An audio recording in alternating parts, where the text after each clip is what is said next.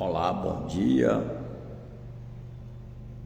Que a paz de nosso Senhor e Salvador Jesus Cristo esteja com você em sua casa, no seio da sua família, por onde você estiver. Que dentro de você haja paz. Desejo uma semana plena, abençoada para a sua vida. Estou passando nesta manhã para te trazer uma palavra da parte de Deus. Eu queria compartilhar com você, eu queria partilhar com você, eu queria dividir com você este pão sagrado que é a palavra de Deus. Eu digo pão porque o pão é o alimento universal, conhecido por todo mundo, em todos os rincões deste planeta. O pão, assim como a água, são alimentos conhecidos universalmente. E eu quero partilhar com você. Você que está me vendo aí do outro lado, na sua cidade, em sua casa, no seu trabalho, eu não sei onde você está, porém, eu sei aonde a palavra de Deus pode chegar, o alcance dela. E nesta manhã eu estou aqui para te trazer uma palavra de reflexão para a sua vida, para a minha, para a nossa vida. Esse texto é muito impressionante, muito maravilhoso. Aliás, é um texto conhecidíssimo. Na verdade, a minha proposta não é trazer aqui textos enigmáticos, não, mas o Evangelho é simples. O Evangelho é simples, o Evangelho é plural. O Evangelho, disse Paulo, é o poder de Deus para a salvação de todo aquele que crê. Portanto, aqui no capítulo 8 do Evangelho de Mateus, nós temos um texto maravilhoso, um texto fabuloso, espetacular. Capítulo 8 de Mateus, a partir do versículo 23, aqui nos Evangelhos sinóticos, em Mateus capítulo 8, versículo 23, como também em Lucas capítulo 4, dos versículos 35 ao 41, e em Marcos, capítulo 8, do versículo 22 ao 25. O que o escritor sagrado, ou os escritores sagrados, trazem para nós nesse texto? Eu vou fazer a leitura para uma melhor compreensão. Olha só o que diz o escritor. E entrando ele no barco, seus discípulos o seguiram. E eis que no mar se levantou uma tempestade tão grande que o barco era coberto pelas ondas. Ele, porém, estava dormindo. E os seus discípulos, aproximando-se, o despertaram, dizendo: Senhor, salva-nos que perecemos. E disse-lhes: por que temeis, homens de pequena fé? Então, levantando-se, repreendeu os ventos e o mar, e seguiu-se uma grande bonança. E aqueles homens se maravilharam, dizendo: quem é este que até os ventos e o mar lhes obedecem? Palavras do Senhor Jesus Cristo. Quem é este que até o vento e o mar lhes obedecem? A propósito, tudo que Jesus fez, tudo que Jesus ia fazer, tudo que Jesus intentou fazer, tinha como pano de fundo um propósito profundamente pedagógico, discipulatório. Tudo que Jesus ia fazer em relação aos seus discípulos, tinha um caráter pedagógico, discipulatório. E não é diferente aqui no capítulo que lemos. A propósito, Jesus sabia de tudo o que estava para acontecer. No entanto, ele entra no barco e diz: passemos para o outro lado do mar, que era um famoso braço de mar, chamado de Mar da Galileia, Mar de Tiberíades. Enfim, o que vale a pena ressaltar é que Jesus estava preparando um grupo de homens para grandes desafios. Jesus estava preparando um grupo de homens para serem os seus substitutos. Isto mesmo. E o critério de avaliação de Jesus, o critério de aquilatação de Jesus, obviamente, é diferente do critério humano. Jesus sabia profundamente o que os seus discípulos iriam enfrentar após a sua morte, após a sua ressurreição, após a sua ascensão. Jesus sabia que os seus discípulos enfrentariam tempestades horrendas. Jesus sabia que os seus discípulos enfrentariam grandes desafios.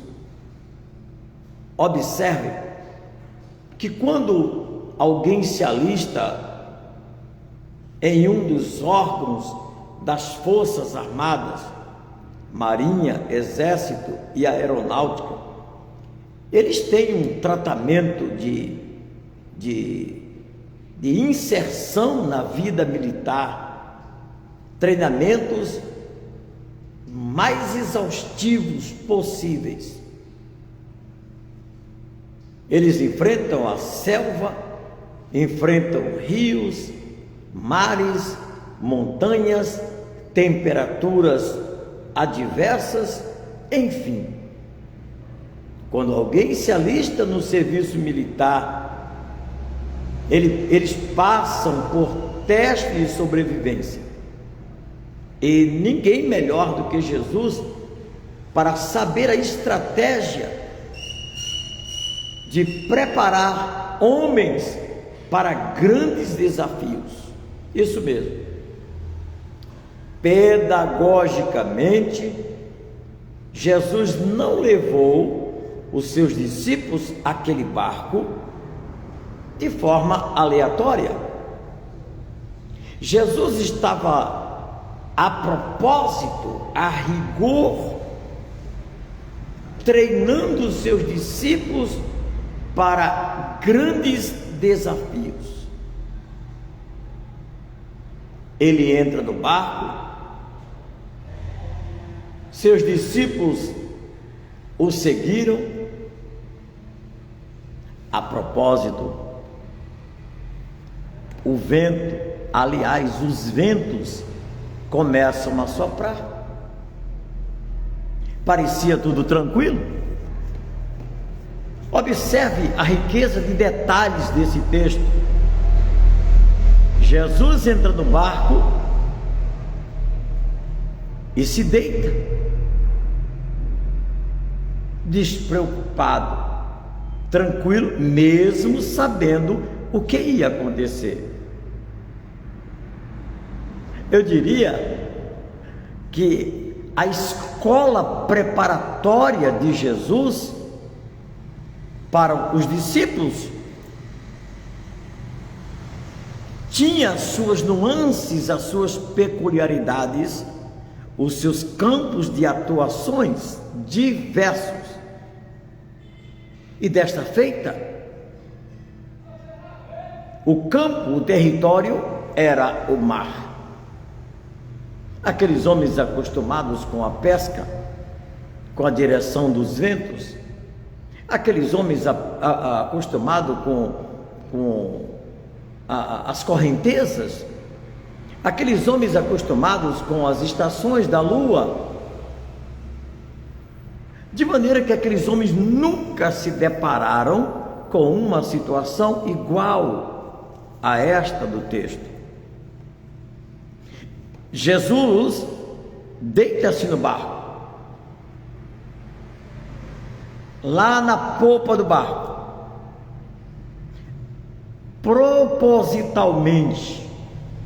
Os ventos começam a soprar. Os ventos começam a soprar. As ondas são elevadas. E aqueles homens foram surpreendidos por algo tão inusitado. Aqueles homens foram surpreendidos por algo que eles jamais vivenciaram.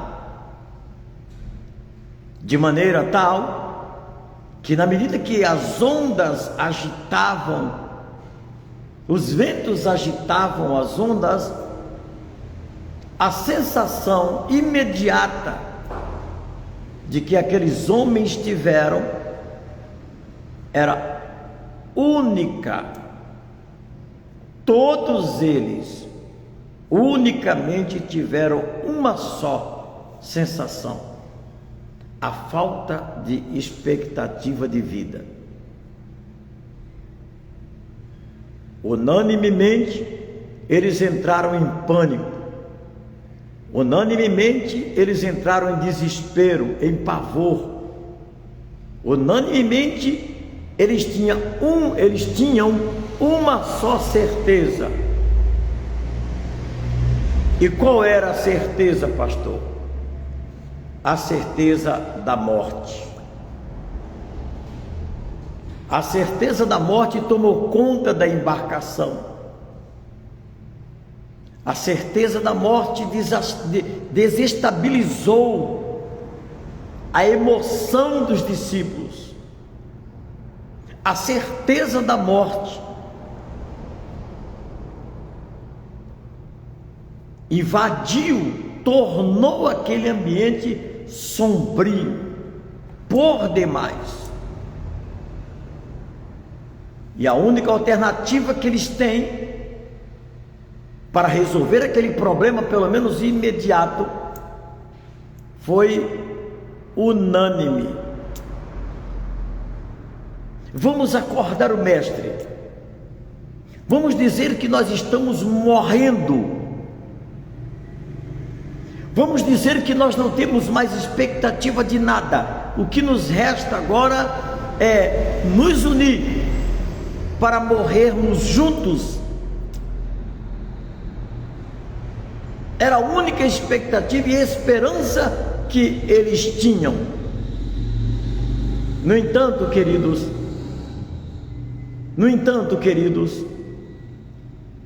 eles resolvem acordar o mestre. Apavorados, amedrontados, eles não disseram outra coisa a não ser: mestre, socorre-nos que nós iremos perecer, socorre-nos que nós iremos morrer. Essa era a única expectativa que havia entre eles. E o que me chama a atenção aqui, inclusive, é um detalhe do texto, e diga-se de passagem, um detalhe primoroso. Jesus tranquilo, parecia que nada estava acontecendo. De certa forma, eu observo o comportamento de Jesus, ele homem, em relação aos homens. Eu vejo em Jesus, diante de várias situações, o modelo exato de ser imitado. Eu fico maravilhado, por exemplo, quando Jesus chega em Betânia, ali o caso, a morte havia chegado primeiro, aparentemente, propositalmente. A morte havia chegado primeiro em Betânia. Já aqui no Mar da Galileia, a morte não tinha chegado, mas a sensação de morte já havia tomado conta dos ânimos e dos corações dos discípulos. Em Betânia, a morte chegou primeiro. A morte causou um pavor, tristeza, luto, separação, dor, lágrima, choro. E Jesus propositalmente se atrasa. Digo mais uma vez, pedagogicamente, Jesus se atrasa. A morte chegou primeiro. E humanamente nós entendemos que a morte é o fim. A morte é a cessação de toda expectativa humana, de toda a trajetória da vida em si. E Jesus chega tranquilo em Betânia, um desespero. Aquele vilarejo estava triste, estava de luto. Afinal de contas, ninguém tão importante como Lázaro e sua família havia naquele vilarejo. No entanto, Lázaro estava morto. E quando Jesus entra na aldeia propositalmente, a irmã de Lázaro corre aos pés de Jesus e diz: Senhor, se tu estivesse aqui, o meu irmão não teria morrido. Tipo, agora não tem mais o que fazer, agora não tem mais jeito. E Jesus sempre tranquilo, sereno, equilibrado, perene. Ô irmão, como eu e você precisamos deste estado de espírito, de equilíbrio diante das adversidades. Como nós precisamos aprender com Jesus a como lidar com todas as adversidades que batem à nossa porta.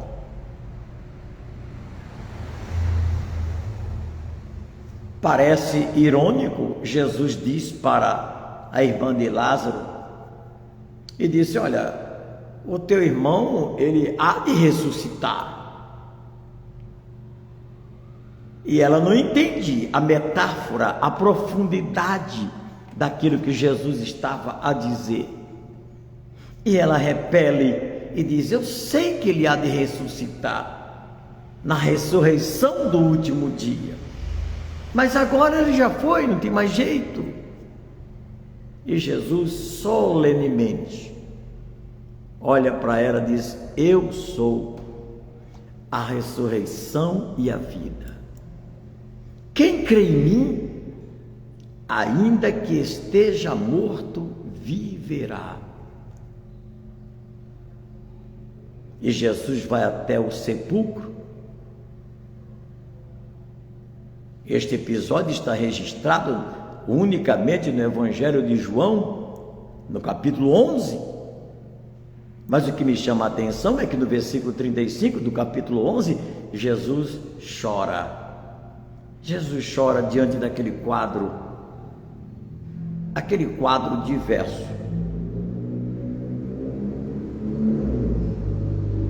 Era um quadro que manifestava em Jesus vários sentimentos. Por um lado, estava de fora a morte, estava de fora a vida, e dentro do sepulcro jazia um corpo morto em estado de decomposição. Do outro lado, o lado de fora, estava o povo judeu, aquele povo que rejeitara o Senhor Jesus. Jesus olha para aquele quadro de dor, porém de incredulidade, e Jesus chora por vários motivos, de maneira que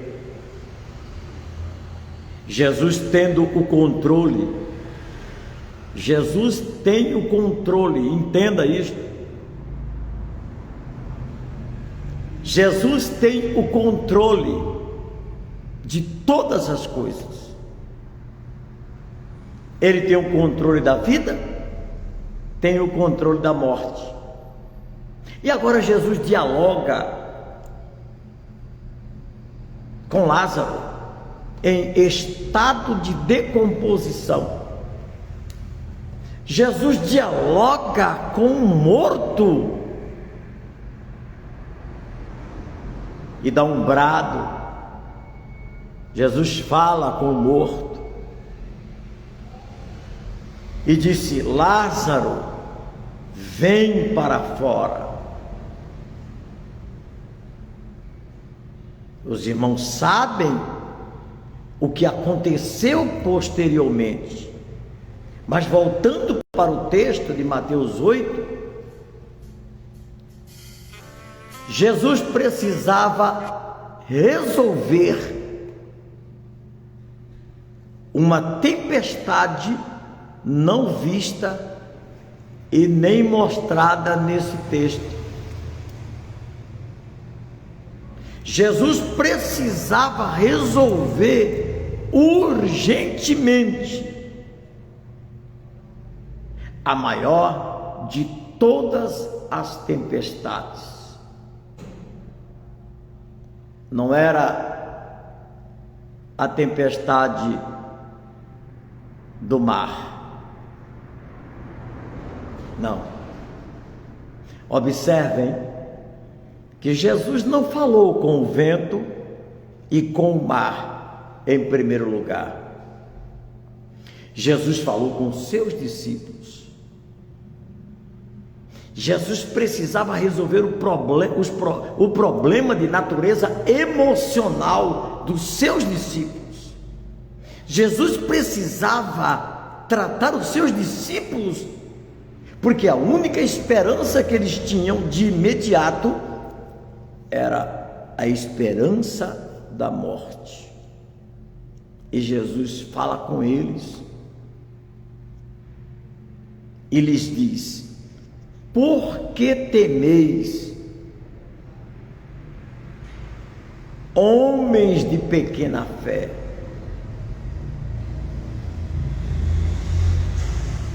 Não parece irônico, mas não é. Humanamente falando, quem suporta uma tempestade, um vendaval, um ciclone, um maremoto, um terremoto, seja lá o que for, quem suporta? Mas como eu disse no início, Jesus estava adestrando aqueles homens, Jesus estava tratando e trabalhando aqueles homens para enfrentarem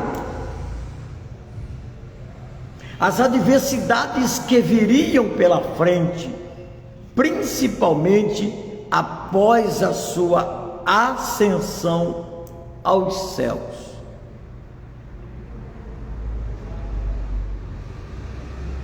Por que temeis, homens de pequena fé?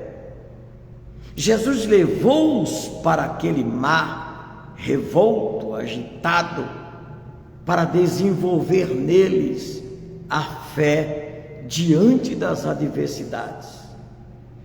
Lembre-se, a fé, ela precisa ser provocada, a fé, ela precisa ser acionada, ação e reação. A priori, a reação daqueles homens foi a sensação de morte, e Jesus ensinou a eles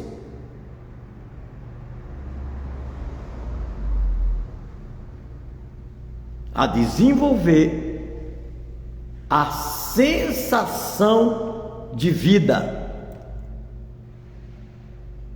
Jesus ensinou a eles que eles deveriam ter o controle, primeiramente, de suas emoções, para a partir daí aprender a resolver os problemas externos. Enquanto eu e você não aprendermos a lidar com as nossas emoções, aquilo que vem de imediato para nos trazer medo, pânico, pavor, insegurança, se nós não soubermos lidar com isto,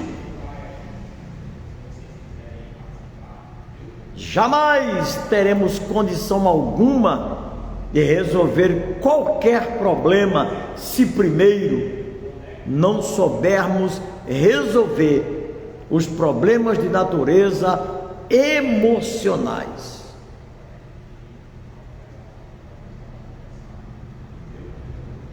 Porque temeis, homens de pequena fé? Agora Jesus se dirige, fala com o vento e fala com o mar. Vento, aquieta-te.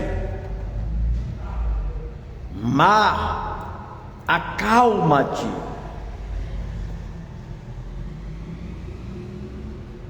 Eu fico vendo às vezes pregadores, cantores, pessoas que pregam o evangelho motivacional.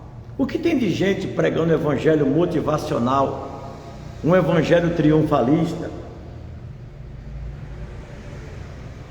o evangelho que serve para os outros, não para elas. Por que eu digo isto? Eu conheço tantas pessoas que pregam, que cantam, que motivam os outros, mas que dentro delas são pessoas fracas, frágeis, medrosas, inseguras, pessoas que têm medo de qualquer coisa, pavor de qualquer coisa, mas quando estão cantando, estão pregando, elas são super-heróis da fé, mas na vida prática, elas são pessoas fracas, emocionalmente, desequilibradas, medrosas, inseguras, não suportam absolutamente nada. E Jesus estava preparando homens para lidar com as piores situações que iriam vir ao encontro deles. Jesus estava preparando um exército, não de homens armados, belicamente falando. Jesus estava preparando um exército de homens interiormente fortes, resistentes, resilientes, convictos, corajosos, altruístas, poderosos.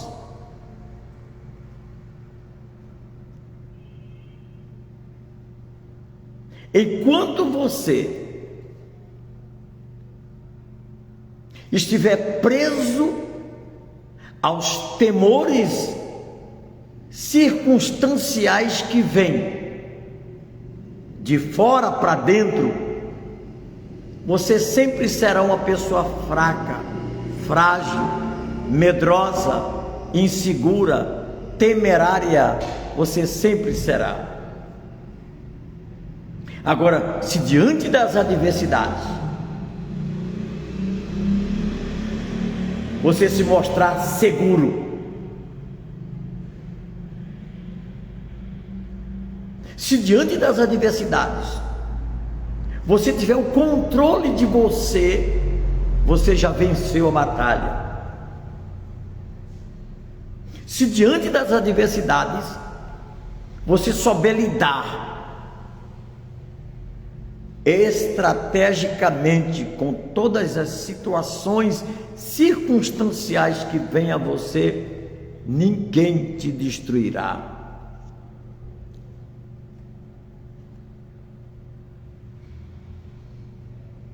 Acalme o mar das tuas emoções.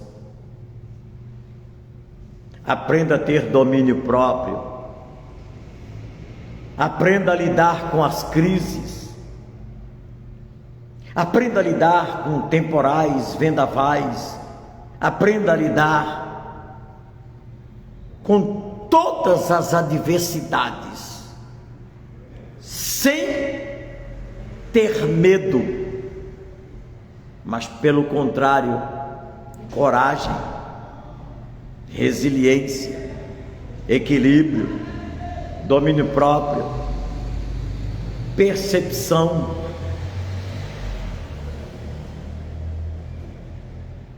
Antes de querer acalmar as tempestades externas, primeiramente procure equilibrar as suas emoções.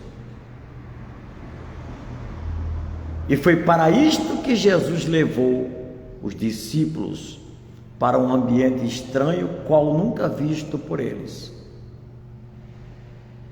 e ensinou-os a ter fé diante das tempestades.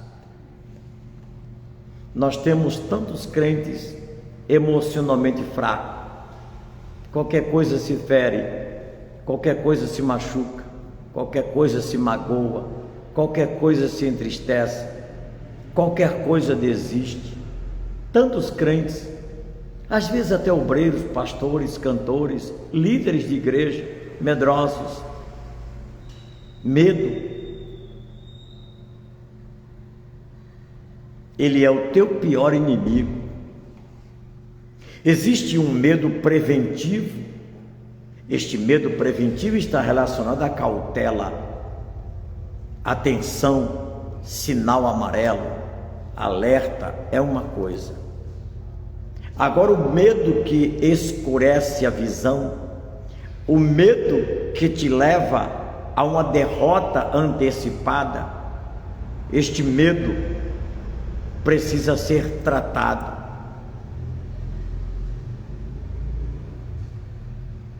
O sentimento de fatalidade, de terror, síndrome do pânico.